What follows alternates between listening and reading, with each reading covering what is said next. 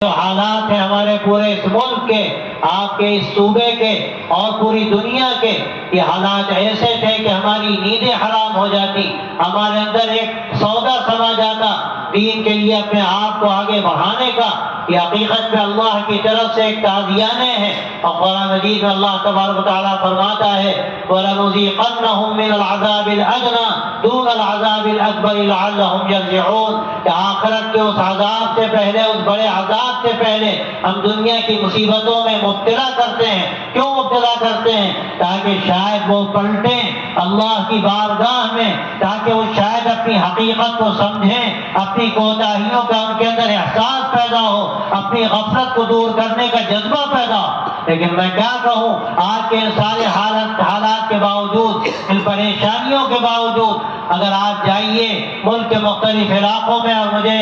اس کا موقع ملتا ہے مختلف صوبوں میں اور مختلف علاقوں میں جانے کا، بدنامی کی حد تک میں مختلف جگہوں کے سفر کرتا ہوں، میں دیکھتا ہوں کہ جو ہمارے اندر ایک بیداری پیدا ہونی چاہیے، ایک تبدیلی پیدا ہونی چاہیے، وہ تبدیلی نظر نہیں آتی۔ میں آپ کو یہ پیغام دینا چاہتا ہوں، آج کے ان حالات میں اگر ہمارے اندر بیداری پیدا نہ ہوئی، اگر اپنی اصلاح کی کوشش نہ کی، اپنے اندر جو وہ خرابیاں ہیں جس کے نتیجے میں ہمارے چہرے داغدار ہیں، ہمارے دامن تار تار ہیں، جس کے نتیجے میں ہم نے اسلام کو بدنام کیا، اپنے بزرگوں کو بدنام کیا، میں آگے بڑھ کر اگر یہ کہوں کہ ہم نے حضرات صحابہ کو بدنام کیا تو شاید یہ غلط نہ ہوگا۔ اگر آج بھی اپنے اندر ہمیں بدلاؤ پیدا نہ کیا، آج یہاں تک یہ پیغام لے کر نہ گئے کہ ہم یہاں آئے تھے ایک دینی جلسے میں آئے، اور یاد رکھیے کہ جلسے کوئی رسم کے طور پر انجام نہیں دیے جاتے، کوئی جشن نہیں ہے کہ جشن منا لیا گیا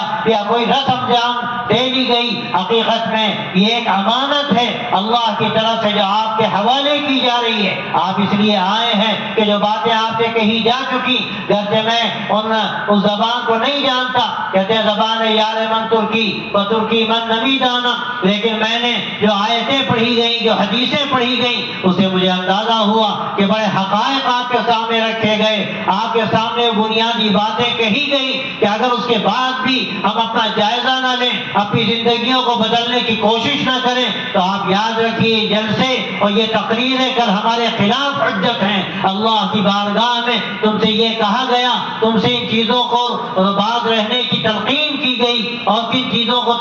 جن چیزوں کے تمہیں تحفے کے طور پر جو چیزیں دی گئی کہ تم ایک نئی زندگی پیدا کرو، ایک نیا حوصلہ پیدا کرو، اس کے بعد بھی خدا نہ خواستہ ہمارے اندر کوئی جذبہ پیدا نہ ہو، ہمارے اندر کوئی تبدیلی پیدا نہ ہو، ہماری زندگی جیسی کی تیسی گزرتی رہے، تو یاد رکھیے یہ جلسے کل ہمارے خلاف حجت ہو سکتے ہیں۔ میں نے آپ کے سامنے قرآن مجید کی جو آیت پڑھی ہے، اس میں اللہ تبارک و تعالیٰ فرماتا ہے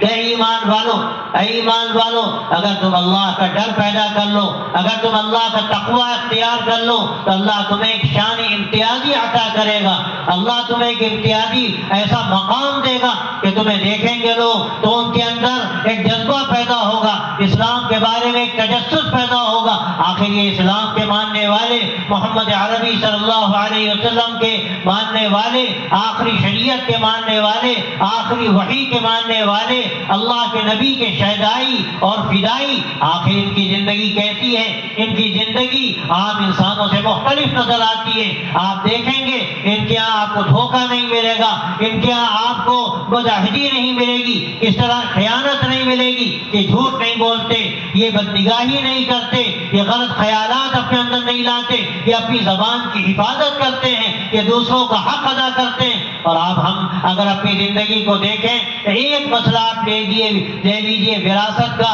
آج ہم کتنی کوتاہیوں کا شکار ہیں اس مسئلے میں۔ ہم میں کتنے اچھے دینداروں کو آپ دیکھیے، وراثت کا نظام ان کے بالکل غیر اسلامی نظر آئے گا، باپ کا انتقال ہوا، ماں کا انتقال ہوا، اللہ سب کو عمریں دے، لیکن بہرحال یہ دنیا فانی ہے، سب کو جانا ہے۔ اللہ تعالیٰ نے قرآن مجید کے اندر وراثت کے نظام کو جیسی وضاحت کے ساتھ ایک جگہ پر بیان کر دیا۔ میں اکثر کہتا ہوں کہ نماز و روزے کا بھی شاید آپ کو ایسی وضاحت کے ساتھ ایک جگہ پر بیان نہیں ملے گا، لیکن آج ہماری زندگی ان حقائق سے خالی ہے۔ ہمیں اگر اپنا ہم جائزہ لیں تو ہم وراثت کو شریعت کے مطابق تقسیم نہیں کرتے۔ ہم میں کتنے بھائی ہیں جو بہنوں کو حق دیتے ہیں، اور جو اصحاب الفروض فروض کہلاتے ہیں، جن کے حقوق کو اور حصوں کو اللہ نے متعین کر دیا قرآن مجید میں، ہم ان کے حصوں کو کتنا ادا کرتے ہیں۔ کہ میں نے ایک مثال دی وراثت کی، اور اگر ہم نے حق ادا نہیں کیا، ہم نے بہن کا حق کھایا، اپنی ماں کا حق کھایا، بھائی کا حق کھایا،